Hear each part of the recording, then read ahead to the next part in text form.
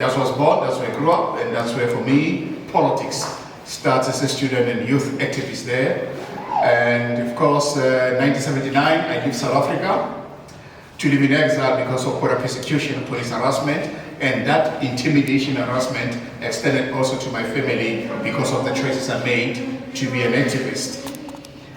Exile, Tanzania, that's my first country, in Morogoro, that will be Mazimbu district, and then the second country is Angola, north of that country, an area called Cabinda. I stayed very short time there.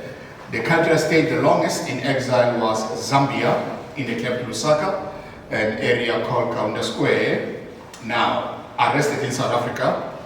The date is the 10th of February, 84, and it was around 10 in the morning, and transferred to a police station in Johannesburg. Those days they called it John Foster Square. Today, Johannesburg Central Police Station. Now there is torture, interrogation, questioning, detained under a piece of legislation called the Internal Security Act, as amended in 1982, and I was kept in section 29 of that. No lawyers, no family visitation whatsoever, and that detention would have been up to 6 months, but for me it was 10 weeks. When all was said and done, I was then accused of conspiracy to overthrow the Southern government, and that's why I met the other 4 guys, my co-accused, whom I was not even aware that they'd also been arrested.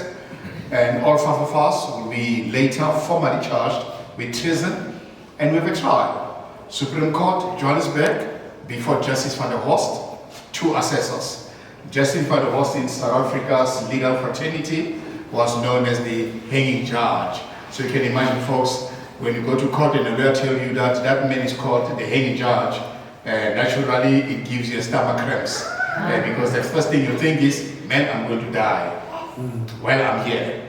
So no hanging for me. That trial lasted 7 months, 3 weeks. Nothing fancy about it. Stop and start. Some other days it gets to be long sessions, but eventually it all came to an end and returned a guilt verdict. Of course, what made matters worse, the guy who sold us out came to court to finish us off.